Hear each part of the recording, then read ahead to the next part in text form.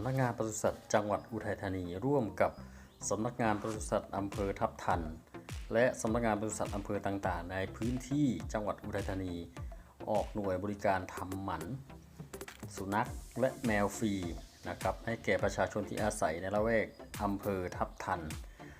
นะครับโดยมีการร่วมมือระหว่างปศุสัตว์อำเภอต่างๆในพื้นที่นะครับซึ่งภาพในงานนั้นก็จะมีให้ท่านผู้ชมได้รับชม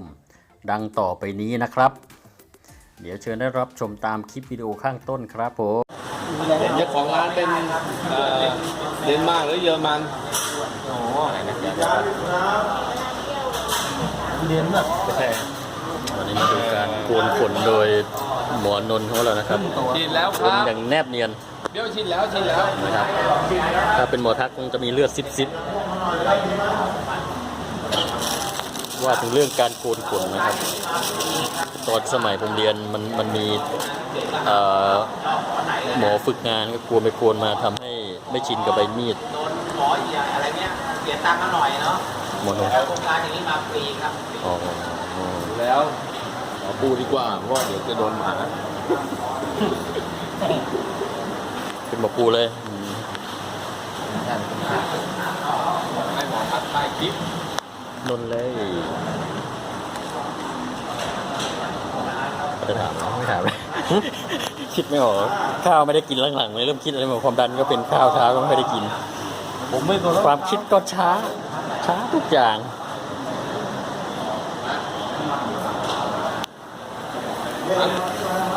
ทำมาใส่ถุงมือ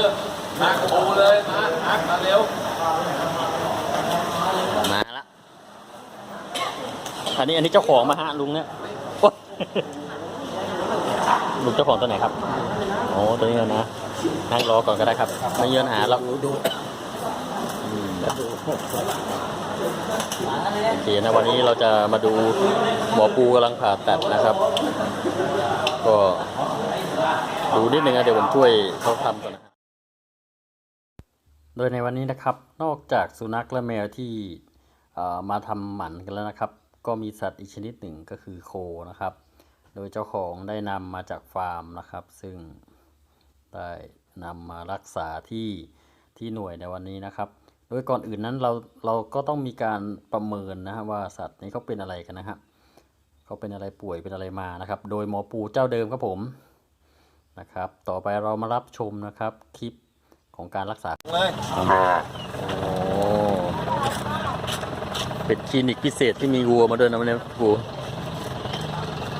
ผมจับดูครับจับดูไหมเลยนะ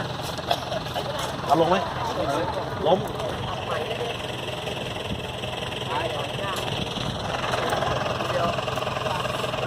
เขาได้เดือนครับที่15เขาเดือนล้มออกล้มแรงแล้วล้มแรงอันนี้หมอปูทำงานหลายอย่างจริงทั้งหมาแมวนะมีวัวด้วยไม่อยากหักคอ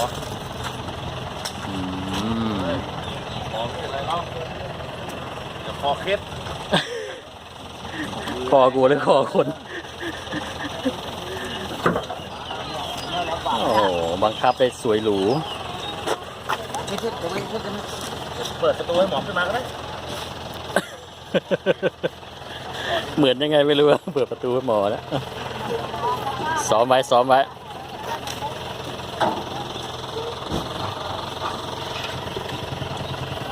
จะ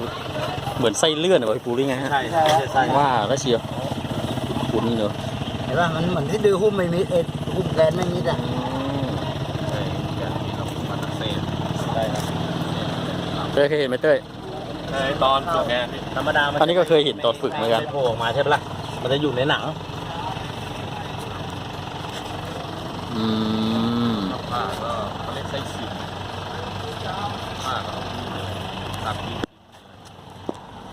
มันทำสนิมใหม่ใช่เอาแค่เอานี่เข้าไงไม่ได้เลยแค่นี้เนี่ยนี่ก็เป็นแกนก็เดี๋ยวให้มันหายเองได้ไหมได้แต่ว่าพี่จริงๆก็ต้องคว้านต้องอะไรทั้งหมดเลยจับเลยครับฮะเคยทำตัดทิ้งปลา แล้วก็มันใช้เวลานานไหมกว่าจะหาย ถ้าตัดอย่างเงี้ยไม่นานถ้าตัดอย่างเงี้ยนะ ตัดตรงนี้เอาแกนให้เหลือด้านหลังไง ไม่นานแต่ถ้าอย่างเงี้ยนานถ้าใช้อย่างเงี้ยนานใช่ปะ เอาตาม อย่าง ที่ เงี้ย หม ต้ อ องยัดเดนอ่ะเขาเรียกว่ายัดเดนนะหมอเข้าใจปะ ถ้าอย่างเงี้ยมันก็ต้องยัดเดนจนแบบแล้วก็ดึงแล้วก็อันนี้ใส่อีกอะแล้วก็เอาไอ้จริงเจอยัดเดนใส่อยู่ เอาตามที่หมอ แล้วมันก็ต้องไปเจอเชื้อ จัดการนะครับ เนี่ย หมอปูก็ ถ้าตัดแกนไปเลยซะจบเลย แกนไม่น่าจะได้อยู่ไม่เป็นไรหรอกตัดปึ๊บตอนนี้ เหมือนกันนะหมอนี่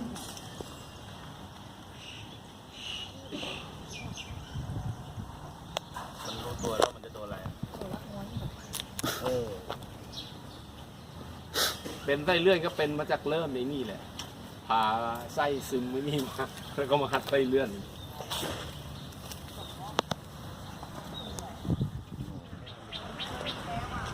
แค่ตัดอย่างนี้แค่นั้นเองสบายไม่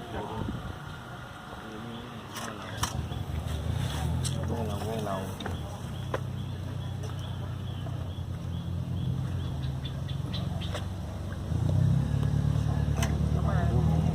อันนี้เอาของตรงหมอนนท์มาไง อันนี้ไม่ใช่ อันนี้ตรงหมอนนท์ คิวรีฟิกคิวรีฟิก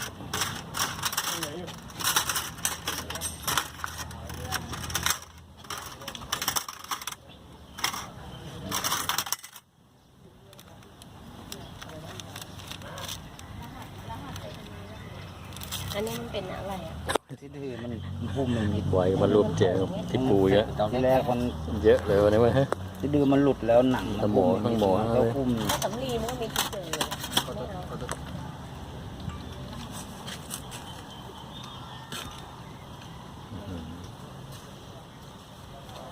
อา แค่นี้เหรอ โอ้ยเริ่มดิน มันขาด เริ่มดินครับผมหางเริ่มดินแล้ว แต่มันหายอยู่นะครับที่บ้านมันเป็นตุ้ม เจอเอลดีนะครับป้าย ๆแต่ต้องใช้เวลาหน่อยตุ้ม ใช้จับหางคนให้แจ้งจับหาง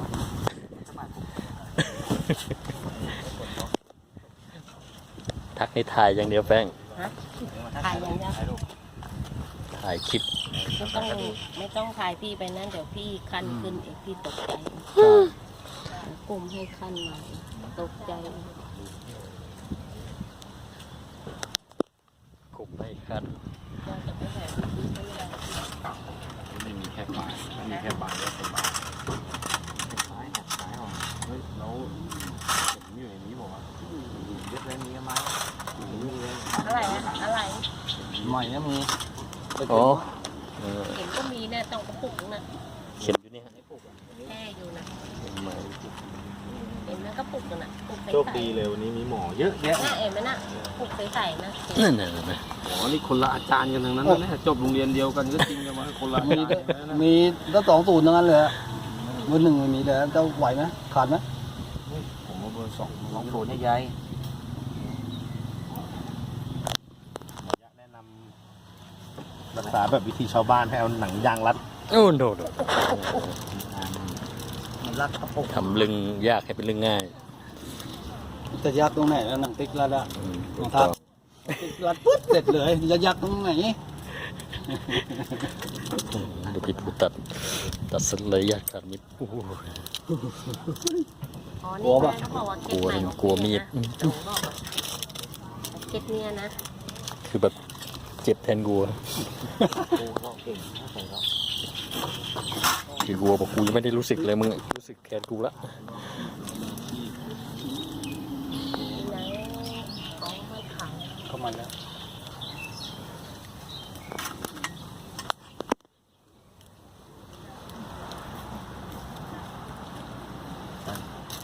เป็นตุ้มๆผมว่ากลัว ตัดเรียบร้อยแล้วนะครับ เรานี่กลัวมีจบ สับเกลืออีกนิดนึง ตัดแต่ง ตัดแต่ง เอาแบบหายแล้วให้ลึงโด่งไปข้างหน้าเลยนะ พร้อมแบบ ไอ้ลิงมันนั่นอยู่แล้ว ให้ใครเห็นว่าโอ้ยองศาลึงมัน เท่จริงๆเลยตัวนี้ อันนี้ก็ร้องเจ็บแทนกู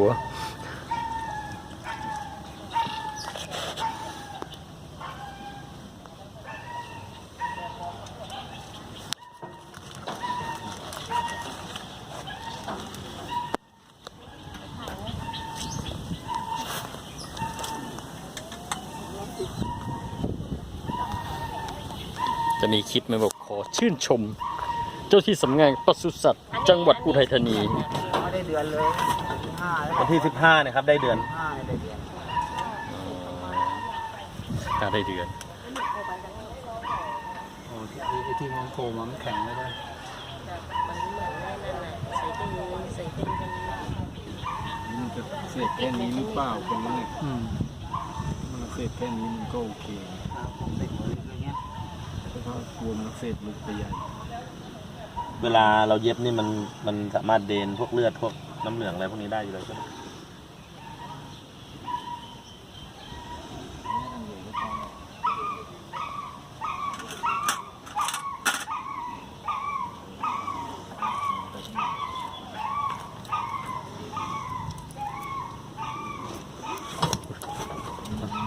ลองมันหนักก็นอนเลย เย็น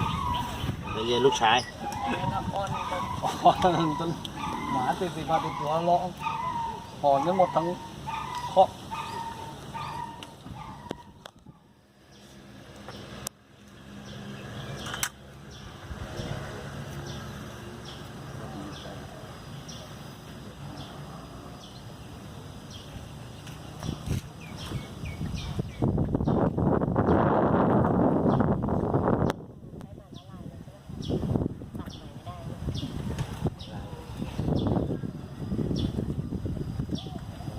เอาออกใช่ไหมไม่เอาเนี่ย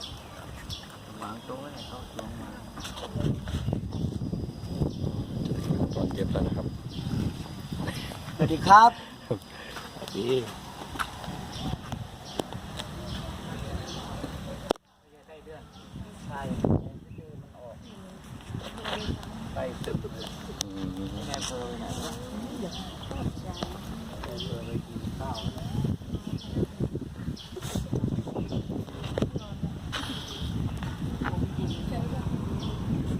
วันนั้นไปหาที่บ้านเห็นเจอเลยหนีไปเที่ยวไหม อีกแนวกันไก่ อ่าต้นโลก็หมดครับลืม ต้องเร็วต้องคล่อง ของคล่องนะ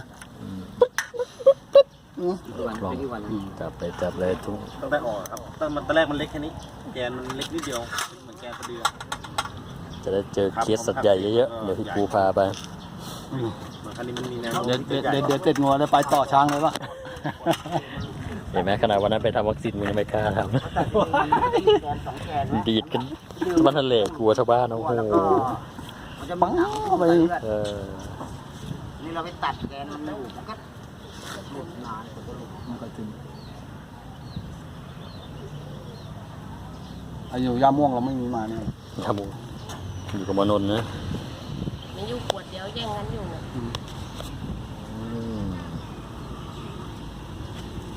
พี่ทำไงอ่ะก็ไม่เย็บไปแล้วก็ เอาคนเราใครจะคุยกันหมดทักเรา แล้วใช้หมอทักไปกี่คน เดี๋ยวผมไปหยิบเดี๋ยวถ่ายนิดนึงพอละมันหมดแล้วกระบวนการนะ หมดแล้วไงอ๋อมันยังเหลือกระบวนการเย็บ จบแล้วจะให้นายอำเภอมาฝากเดี๋ยวให้นายอำเภอมา เดี๋ยวผมจะส่งจดทะเบียนจะได้ส่งเป็นชื่อนะหรือว่ามันรอดได้เพราะหมอ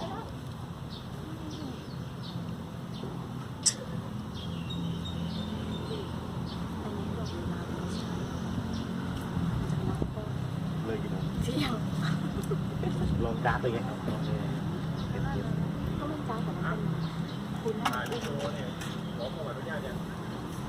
ยังเลยพี่ งัวตัวผู้เหมือน ยังเลยครับ ขออนุญาตมาปูย่าง ก็มีนม ไม่ขอพี่ ควายงัวควายก็มีนมมันก็ไม่เป็น ไม่ขอที่จะส่งไป ก็ต้อง ให้อธิบดีดูเลยวันนี้ หมูตัวผู้ก็มี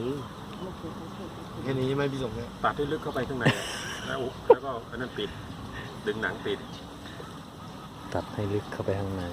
ขุดก็ไปอีกในข้างในอะ อืม คือต้องเอาหนังเนี่ยให้เป็นเลือดด้วยเดี๋ยวมันไม่ติดหนังเนี่ย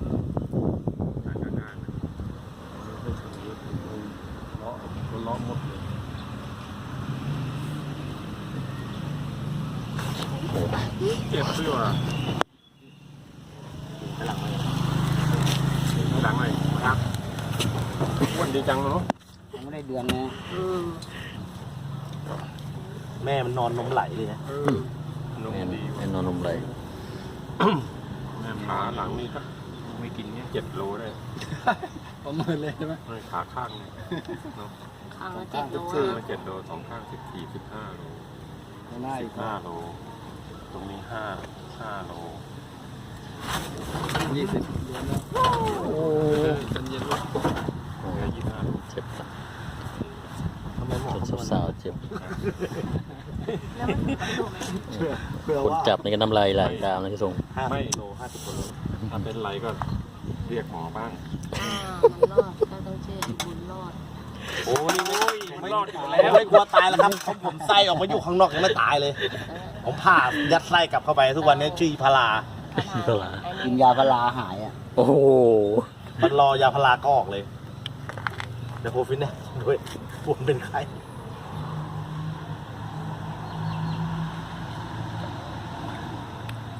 ไอ้นั่นไส้ออกมาเหมือนก้อนอย่างเงี้ยตอนคลอดอ่ะ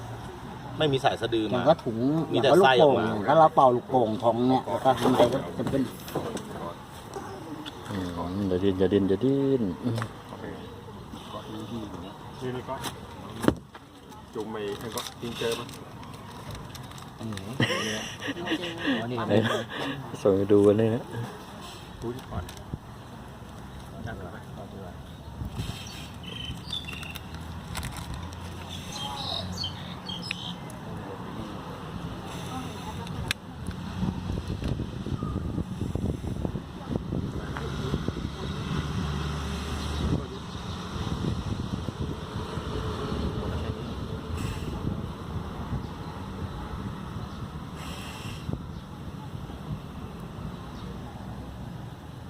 ก็ทุบกันก็พอ ไอ้ตรงที่มันเป็นก้อนๆน่ะมันเป็นก้อนเป็นไตเนื้อใช่ไหมครับ ก้อนอักเสบแล้ว ไม่ มัน ใช่ อัก ไม่ เส ใช่ บ ไม่ใช่หนองใช่ไหม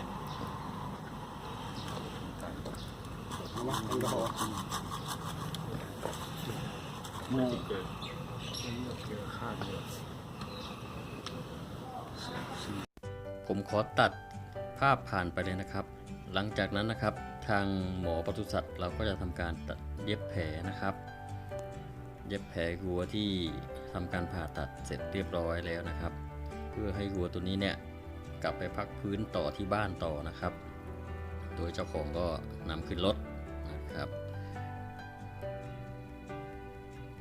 หลังจากนั้นนะครับก็เป็นงานที่พวกผมต้องทำต่อคือการเก็บ หรือว่าทำความสะอาดอุปกรณ์ในการผ่าตัดนะครับ เพื่อที่จะนำไปใช้ในงานต่อๆไป